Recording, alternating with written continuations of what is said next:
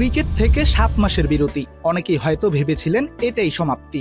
তবে মানুষটা তামিম ইকবাল বলেই হয়তো 7 মাস পরেও উইলো হাতে নিলে মাঠে ছড়াতে পারেন মুগ্ধতার ফুলঝুরি। বিপিএল এর আগে নিজের ফিটনেস কিংবা মাঠের রিফ্লেকশন বুঝতে এনসিএল টি-20-র আসর প্রস্তুতির মঞ্চ হিসেবে এসেছিল তামিমের কাছে। সুযোগ কাজে লাগাতে পটু তামিম সে সুযোগটাই লুফে নিলেন। প্রথম ম্যাচে ব্যাটে রান না এলেও পরের 3 ম্যাচে মাঠে ছিলেন দুর্দান্ত, অপ্রতিরোধ্য। 150-র বেশি স্ট্রাইক রেট আর 64 এভারেজে 4 ম্যাচে মোট রান 190, আছে 2টি অর্ধশতকও। তবে এ বেলায় সিলেটকে বিদায় বলে আসরের মাঝপথে তামিম ছেড়েছেন দল চট্টগ্রামের শিবির।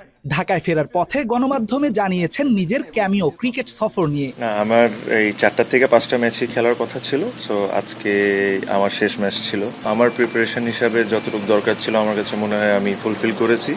টি-20-র এই আসরে তরুণদের পারফরমেন্সেও খুশি অভিজ্ঞ এই ওপেনার।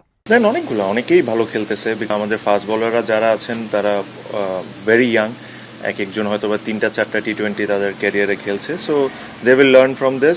তবে দল উঠলে ফাইনালে খেলতে পারেন খান সাহেব, যদিও এখনই দিতে পারেননি নিশ্চয়তা। ফাইনাল পর্যন্ত দেখা যাবে ভাই, আমি শিওর। রেদওয়ান শাওন, এখন সিলেট।